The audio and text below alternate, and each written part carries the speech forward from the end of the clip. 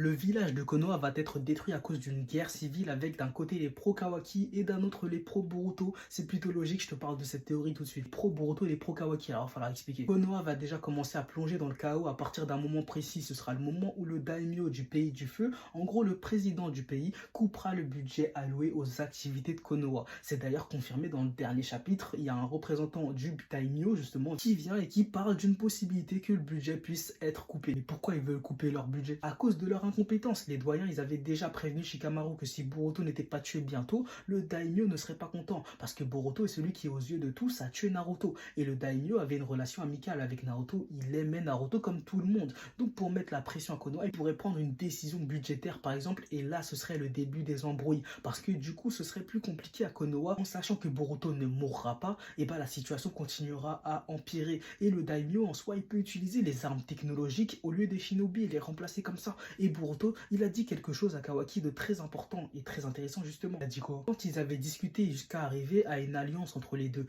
il a dit qu'il préférait ne pas dévoiler la vérité car sinon le village de Konoha sombrerait sûrement dans une guerre civile avec deux camps. Les pro-Boruto qui croiraient que c'est lui le vrai fils de Naruto et les pro-Kawaki. Et c'est peut-être ça qui va se passer justement. Et la guerre civile avec les armes technologiques dépasserait totalement les shinobi, ce qui causerait une destruction massive du village. Voilà une théorie intéressante je pense. En vrai, la technologie qui remplace les shinobi, en plus on en parle dans le roman de Sasuke et tout, ça pourrait être grave intéressant. En plus Kawaki l'a dit, l'ère des shinobi elle est terminée, peut-être c'est à cause de ça. Et exactement, t'as capté le raisonnement, sinon ma nouvelle collection inspirée de la nouvelle Team 7 est toujours disponible sur ikaros.fr, il y a des t-shirts inspirés de Boruto, Kawaki, Sarada ainsi que Mitsuki. Incroyable les logos brodés en plus, belle pour les travaux en tout cas.